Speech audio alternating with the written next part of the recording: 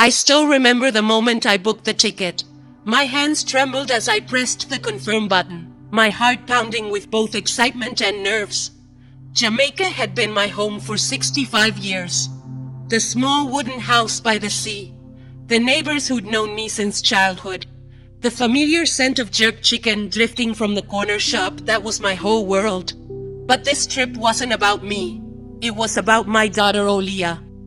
Olia was my firstborn, my pride, my reason for waking up each day when times were rough. When her father walked out, it was her small arms around my waist that kept me standing. I promised myself then that I'd give her every opportunity I never had. When she told me she wanted to study abroad, I sold the last piece of family land I owned to pay for her first year's tuition. Some people called me foolish, but to me, there's no greater investment than your child. So when Olia called and said she was getting married, my heart nearly burst. "Mama," she said softly, almost hesitant, "I want you there." Those 4 words carried me for weeks.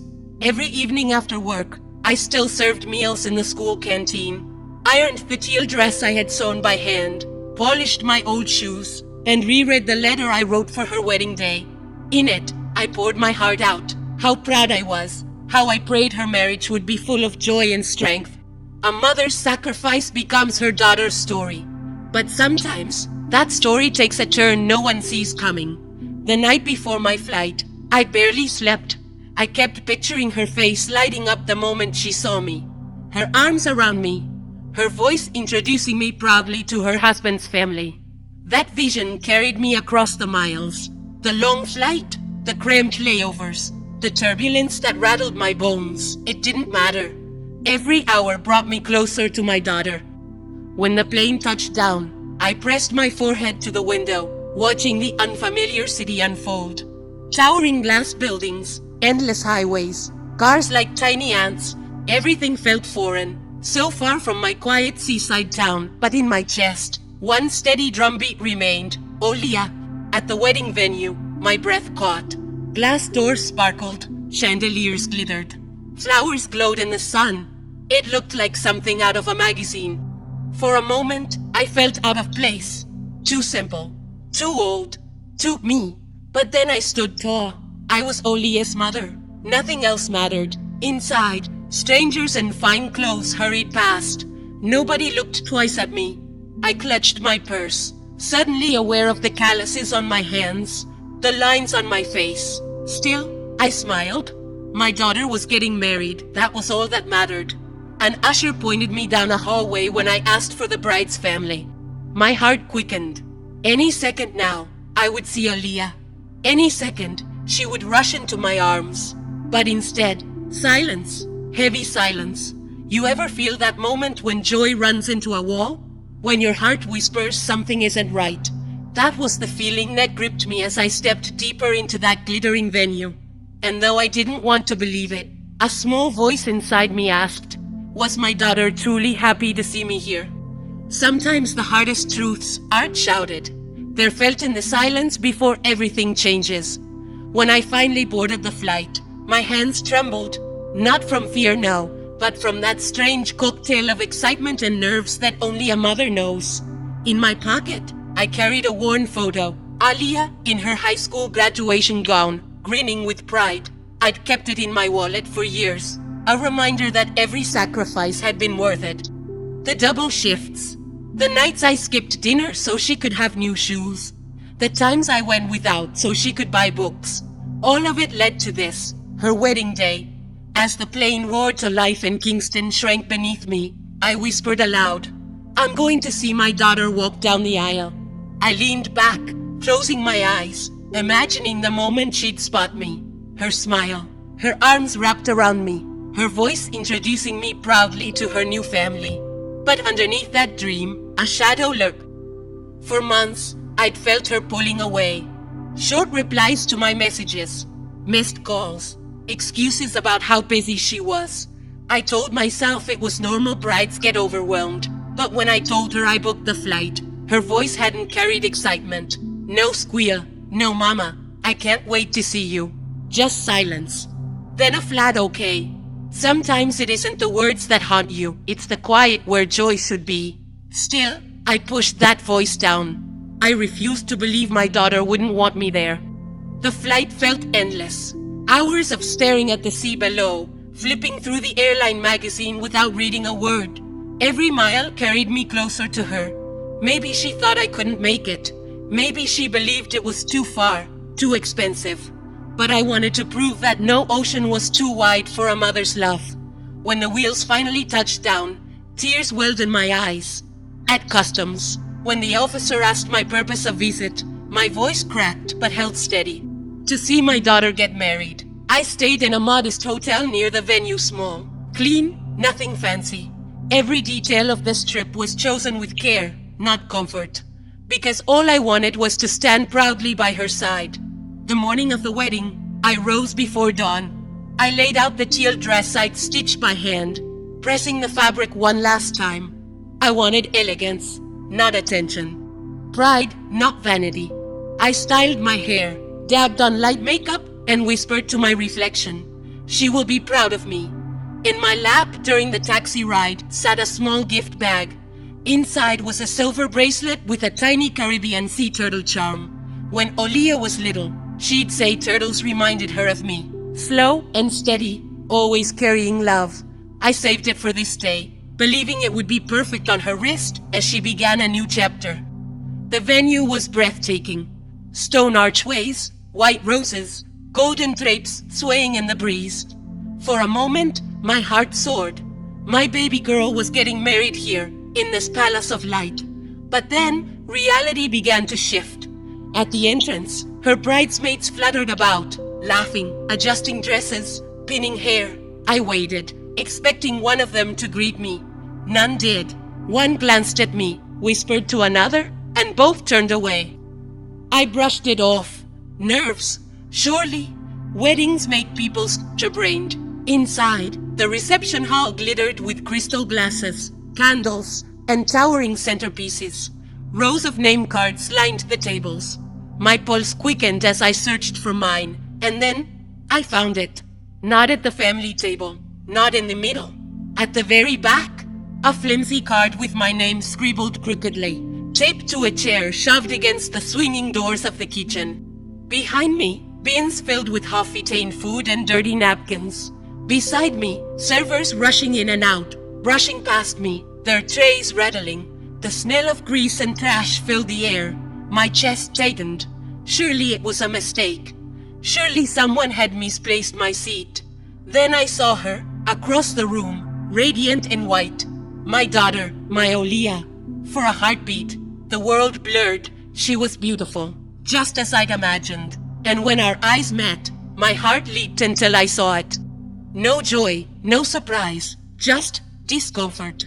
Her smile was tight, her eyes darted away, her face stiff with something that cut deeper than words. Shame. She was ashamed I had come. The deepest cuts don't come from strangers. They come from the ones you raised with your own hands. I stood frozen, gripping the seat card so hard my knuckles whitened. The noise of clattering dishes crashed behind me. For the first time, I wondered if I even belonged here. But I sat down anyway, because I had promised myself nothing would ruin this day. Guests poured in, greeting her in-laws with hugs and laughter. Glasses clinked, toasts were made, family was celebrated, and me. I was invisible. The mother who sold her last piece of land to send her abroad. The mother who worked herself weary, who had given everything she had. I sat near the trash cans like an afterthought, as if my existence was something to be hidden away. My fingers closed around the bracelet in my bag. I wanted so badly to walk up to her, to clasp it on her wrist, to whisper that no matter what, she was still my little girl. But her eyes had already spoken. I wasn't wanted. The ache in my chest that day was heavier than any hunger I'd ever endured, heavier than every sacrifice I'd made. I thought being seated by the trash cans was humiliation enough. But when I finally tried to approach her to give her my blessing, my gift, my love, she did something I never could have imagined. She called security on her own mother. I must have sat there for almost an hour, the clinking of glasses and bursts of laughter filling the hall while I stared down at my hands folded in my lap. The chair was uncomfortable. The constant swing of the kitchen doors behind me kept brushing my arm, and every now and then, the smell of stale food scraps wafted over from the bins nearby. But none of that hurt as much as watching my daughter glide from table to table, smiling, hugging, laughing with guests, and never once making her way toward me. I kept telling myself, be patient. She'll come. She's just overwhelmed. She'll realize you're here, and she'll make time for you. When the toasts began, I sat up straighter, waiting. Surely someone would mention me, her mother, who had flown all the way from Jamaica. Surely my name would come up. But as each speech rolled out, praising her beauty, her grace, and especially the generosity of her new in-laws, I felt myself shrinking smaller and smaller in my seat. It was as if my 25 years of raising her, of being both mother and father, had been erased. Finally, I couldn't take it anymore. I clutched the gift bag with the bracelet, stood up, and smoothed my dress. My heart raced as I walked slowly across the floor toward her. Heads turned, and for a brief moment, I felt a surge of confidence. Yes, this is my daughter's wedding. One belong here. When I reached her, she was laughing with 2 bridesmaids and her new husband. I touched her arm gently.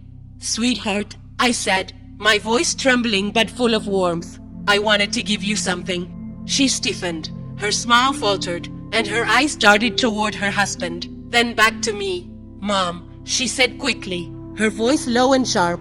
Not now. I froze. But it's just a little gift, something I saved for you. I reached into the bag and pulled out the silver bracelet, holding it out like an offering. The charm glinted under the chandelier lights. For a heartbeat, I thought I saw a flicker of recognition in her eyes, like the little girl who once called me her sea turtle had surfaced. But then she shook her head, almost violently. I said, not now. Her words sliced through me. The bridesmaids shifted uncomfortably. One of them gave me a pitying look, while the other whispered something I couldn't catch. My daughter's husband placed a protective arm around her shoulders, as if shielding her from me. And then it happened. She turned to a man in a black suit standing near the corner of the hall, a security guard. She raised her hand slightly, signaling him. Please, she whispered to him, but I heard it as if it were shouted. Could you escort her back to her seat? Her mother. The guard approached with firm, heavy steps. Ma'am, he said politely. Though his tone was professional and detached, the bride has asked that you return to your seat. I felt the room tilt. For a moment, I thought I might faint. My daughter, the child I carried for 9 months, the girl whose scraped knees I had bandaged, whose tears I had wiped, whose tuition I had worked myself half to death to pay, was asking a stranger to move me away from her. Sweetheart, I whispered, my voice breaking. Please, just take it. It's from me. It's from home. Her eyes didn't soften. If anything, they hardened. Mom, you're embarrassing me. Those words rang in my ears like church bells tolling at a funeral. The guard gently placed a hand near my arm, guiding me away. My legs moved as if they belonged to someone else. I stumbled back toward the corner table, clutching the bracelet against my chest. Guests stared, some whispering, others avoiding my eyes entirely. By the time I sank back into my chair, I couldn't feel my fingers. My whole body shook. The kitchen doors swung open again, hitting the back of my seat. And for the first time in my life, I wished I were invisible. I thought about leaving, just standing up, walking out, calling a taxi, and disappearing before she noticed. But I couldn't. Something inside me still held on to hope that maybe, just maybe, she would come around. The rest of the reception was a blur. I barely touched the food set in front of me, though I noticed mine was served last and lukewarm. My eyes kept drifting to her, but she never once looked back at me. I remembered the nights she used to sneak into my bed after a thunderstorm, whispering, Mama, don't let go. I remembered how she cried the day I left her at the airport to start university abroad. How she hugged me so tight I thought my ribs might crack. And I remembered the promises she made. No matter where I go, Mama, you'll always be my best friend. Where had that little girl gone? Later, when the dance floor filled, I gathered the courage to try one last time. I approached her carefully, waiting until she was between songs. Sweetheart, I said again, softer this time. I don't need to stay long. I just want to bless you and give you this gift.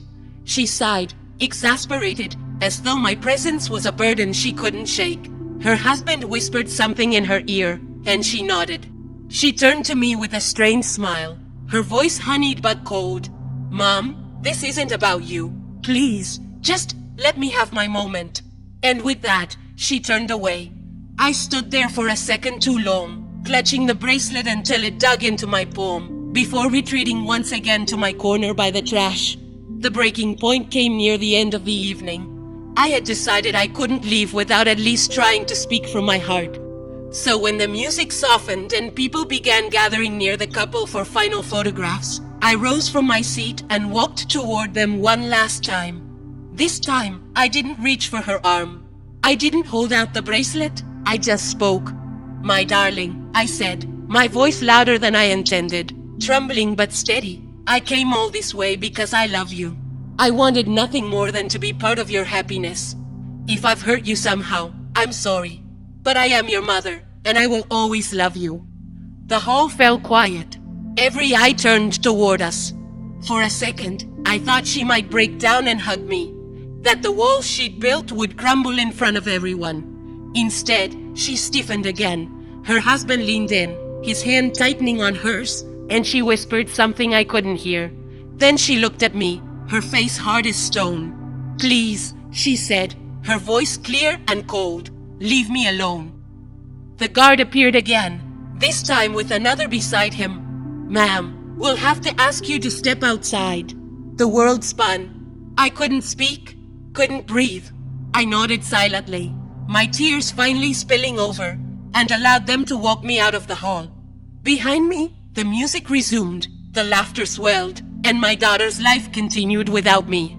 Standing outside in the cool night air, the sound of the party muffled behind closed doors, I finally unclenched my fist. The bracelet lay in my palm, glinting under the streetlight. I had carried it across oceans, saved it for years, dreamed of this moment, and yet she had chosen not to accept it. For the first time, I wondered if I had lost her forever. The cool night air clung to my skin as I stood outside the glittering banquet hall, the muffled music still pulsing through the walls like a cruel reminder of the joy I had been cast out from. My chest rose and fell in jagged bursts, my hands trembling as though they belonged to someone else. I had been escorted out of my own daughter's wedding. The words echoed in my head, over and over, until they no longer felt real, just a nightmare repeating itself on loop. Tears slipped down my cheeks freely, unchecked, soaking the edge of my shawl. In my palm, the bracelet dug so sharply into my skin that I half wondered if it would leave a scar. I stayed rooted near the entrance, watching as guests drifted in and out. Their perfumes mingled with faint cigarette smoke, with laughter spilling into the night air. Some looked at me with curious glances. Others quickly turned away, unwilling to witness the disgrace of a mother crying alone in her finery. A voice inside me asked, was I a fool? Did I truly cross oceans just to be humiliated by my own child? A taxi slowed near the curb, its headlights slicing across my face. The driver leaned out the window, his voice casual. Need a ride, ma'am? I shook my head numbly.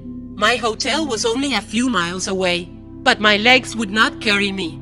Even if I wanted to leave, something chained me to that spot, the unbearable need to hold on to the faintest hope that she might still come outside, searching for me. Instead, I sank onto a low stone ledge near the entrance, pulling my shawl tightly around my shoulders.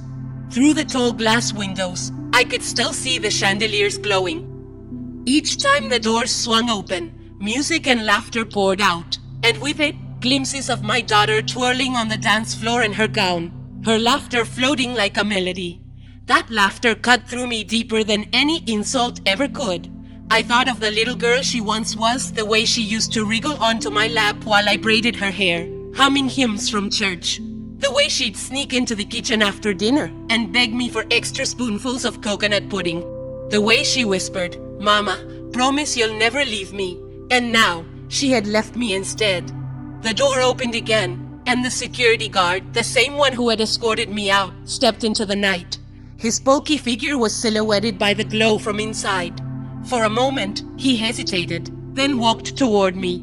"Ma'am," he said softly, his tone no longer professional, but almost human. "Do you have someone you'd like me to call?" I wiped quickly at my wet cheeks. "No, I'll manage." He shifted uncomfortably, his eyes flicking back toward the hall. "I'm sorry for what happened. I don't know the details, but I could see it wasn't easy for you." A weak smile broke through my tears. "You were doing your job. Don't apologize." He nodded, then returned to his post, leaving me with a strange warmth in my chest, a reminder that kindness could exist even when my own blood had turned me away. Time blurred, minutes melted into an hour. Guests began to trickle out, chatting, laughing, clutching party favors. I kept my head down, praying none of them would notice me. But fate has a way of placing truth right in front of us. "Mrs. Bennet." I looked up, startled. Standing before me was Clara, one of my daughter's oldest friends. Her gown shimmered under the streetlight, but her expression was one of shock when her eyes fell on me. "What are you doing out here?" she asked, crouching down so we were eye level. My throat closed up, but I forced the words out. "Your friend the bride tonight. She asked me to leave." Her face crumpled with disbelief. "What? No, that can't be right." "It is," I whispered. "She had security escort me out." Clara shook her head, her hand flying to her chest. "I can't believe she'd do that." "Mrs. Bennet, you were everything to her. She used to tell us stories about you all the time." I pressed the bracelet tighter into my palm, my voice hollow. "Children forget. Or maybe she never meant it." Clara reached for my hand gently. "No, she loved you. I know she did. Something else must be going on." Her words stayed with me, like an echo I couldn't silence. Something else must be going on. Back in my hotel room that night, I couldn't sleep. The city lights twinkled below me through the window, but they felt like a mockery. My suitcase lay half unpacked, my dresses neatly draped across a chair. I had imagined wearing them proudly, walking side by side with my daughter, introducing myself as the mother of the bride. Instead, they hung there like remnants of a dream turned to ash. I sat with the bracelet in my hands, tracing the little turtle charm with my thumb. My mind drifted to the day I bought it, years ago, saving carefully from my wages as a housekeeper. I imagined this exact moment, her wedding day, when I'd finally give it to her, certain it would mean the world. Instead, I had been treated like an intruder. Why? The question haunted me. Why would she push me away so cruelly? The next morning, desperate for answers, I called Clara. She had pressed her number into my palm before leaving, almost as if she knew I would need it. Her voice was soft when she answered. "Mrs. Bennet." "Clara," I said, my throat raw. "Do you know why she treated me this way? Why she wanted me gone?" There was a pause. Clara sighed heavily. "I don't know everything, but I've heard things. From her new family." My chest tightened. "What things?" "She told people that you embarrass her, that you're too traditional, that you wouldn't fit in with her new life. She said you might overshadow her." The word hung in the air. Overshadow her, I repeated, stunned. "Yes, I think she's trying to distance herself from her past, from Jamaica, from you." The words cut deeper than any blade. "Why would she be ashamed of me?" I whispered. Clara's voice softened even more. "I don't think it's shame. I think she's just trying so hard to prove herself in her husband's world, with his wealthy family. She wants to belong there, and maybe in her mind, pushing you away was part of that." The revelation shattered something in me. All those years I had worked myself raw, skipping meals so she could eat, taking double shifts so she could have textbooks, swallowing my own dreams so she could live hers, and now she wanted to erase the very roots that had carried her to this place. 2 nights later, as my return flight loomed, I knew I couldn't leave without saying something. Not in person, no. She had made it clear I wasn't welcome, but in words. I sat at the small hotel desk and wrote her a letter. I didn't scold her, though the pain in me begged for release. Instead, I wrote the truth of my heart.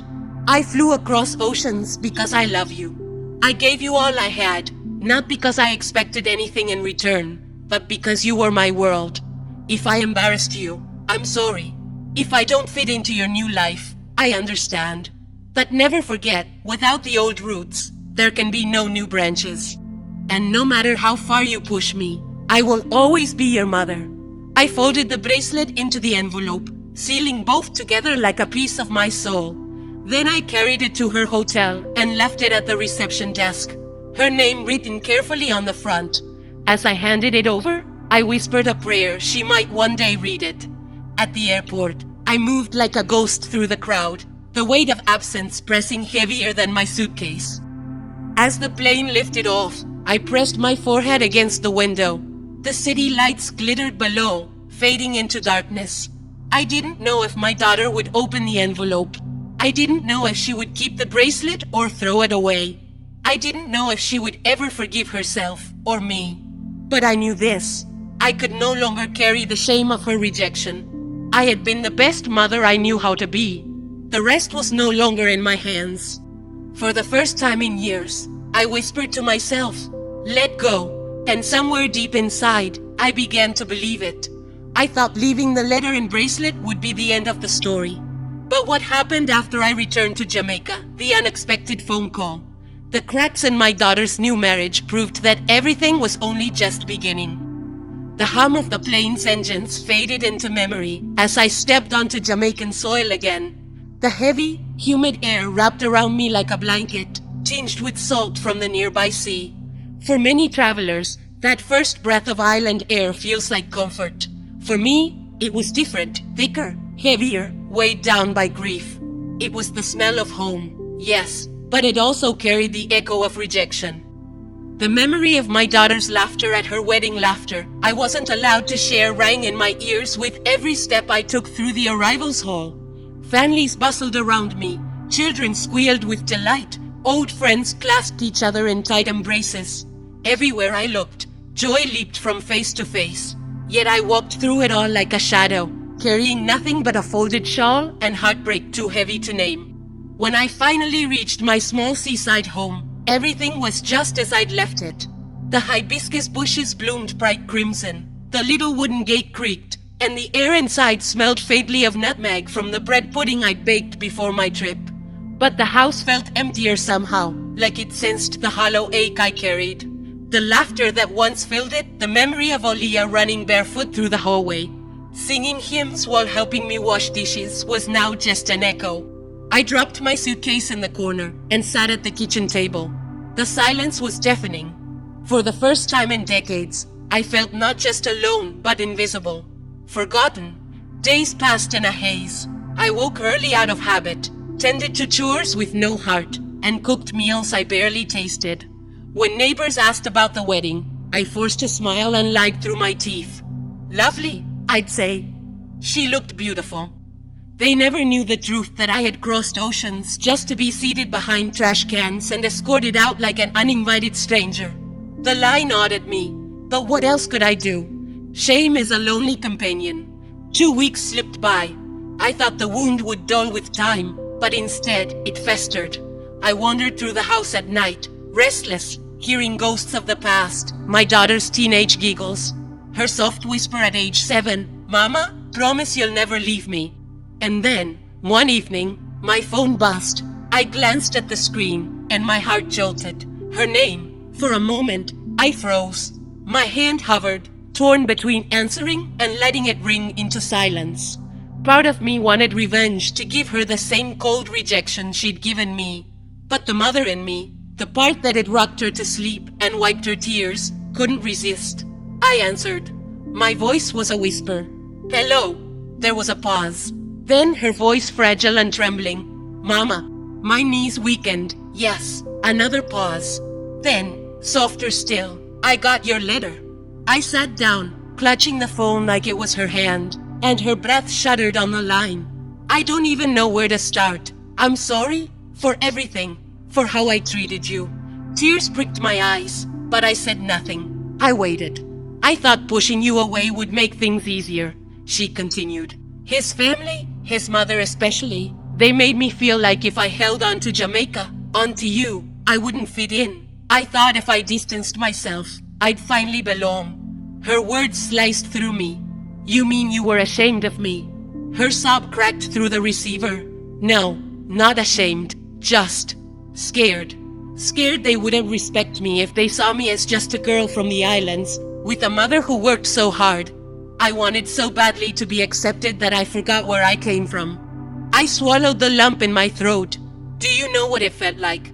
To fly across oceans with love in my suitcase, only to be sat behind trash cans, to be thrown out of your wedding while strangers danced with you. Her cry deepened. I know, Mama. I hate myself for it. I steadied my breath. Hating yourself won't fix it. You have to understand without roots, there are no branches. You can't erase me. You can't erase where you came from. Her voice broke. I don't deserve forgiveness. No, I said firmly. Not yet. But if you're calling me, it means some part of you wants to make it right. That's a start. In the weeks that followed, she called more often. At first, cautiously like a child testing water. Then, more freely, spilling secrets she hadn't shared with anyone. She confessed her struggles with her in-laws, how suffocating it felt to always be good enough. She admitted her husband wasn't as supportive as she thought. I thought marrying him would fix everything. She whispered one night. Instead, I feel smaller, like I'm disappearing. I listened quietly, giving her what I had left my ear, my patience, my love. You keep chasing acceptance in people who'll never see you, I told her gently. You already had someone who loved you unconditionally. Me and you threw that away for their approval. Her sob returned. I know, Mama, I see it now. I don't want to lose you. Then one evening, she said the words I never expected. Mama, she whispered, I want to come home. I need to see you. To feel whole again. Hope flickered in my chest for the first time in months. Come when you're ready, I said softly. But don't come just to ease your guilt. Come because you want to rebuild what you broke. Still, healing wasn't instant. Some nights I woke sweating, reliving the humiliation of being sat behind trash cans like unwanted baggage. The pain clung like a scar. But then I'd remember her voice, small, cracked, yearning. And I'd cling to that seed of hope. Motherhood, I realized, isn't about perfection. It's endurance. It's holding the door open, just a crack, even when your heart is shattered so your child might find their way back. By the end of that month, I was back in my garden. The soil clung to my hands, grounding me. I watered the hibiscus, pruned the vines, breathed in the scent of earth. Each bloom felt like a prayer that one day, my daughter would walk back through my gate. The calls continued, carrying less fear and more love each time. I didn't know if she would truly make amends, but I knew this. The roots were still alive. The rest was up to her. Her decision to return home set the stage for the moment. I never expected a reunion that would either heal us forever or fracture us beyond repair. And when she finally walked through my door, I learned that forgiveness isn't simple. Sometimes, love demands the hardest choice of all. The night after the wedding was one of the longest of my life. I lay in the cramped guest house the hotel had offered me as overflow accommodations for relatives, though everyone knew it was code for not important enough for the main villa. The air was stale, the mattress too thin, and outside my window I could still hear bursts of laughter. It wasn't my laughter. It was theirs, my daughter, her new husband, his family, her friends, all celebrating, dancing, moving on with joy, while I sat in silence, hidden away near the clatter of dirty plates and the smell of stale food. Every time I closed my eyes, the scene replayed itself. The table shoved against the wall, tucked beside the kitchen doors, right next to the trash bins. The looks of pity from strangers, the way guests avoided my eyes, and worst of all, the way my daughter hadn't even flinched. Or maybe she had noticed and chose not to care. That thought cut deeper than any humiliation. I turned on my side, pressing the pillow against my ears to muffle the laughter still drifting from the villa. My mind was a storm. I thought of the miles I'd flown from Jamaica, the sacrifices I'd made through the years, double shifts, sore feet, money sent overseas when I barely had enough for myself. I had dreamed of this day, dreamed of standing proudly at her wedding, finally reaping the joy I had sown into her life.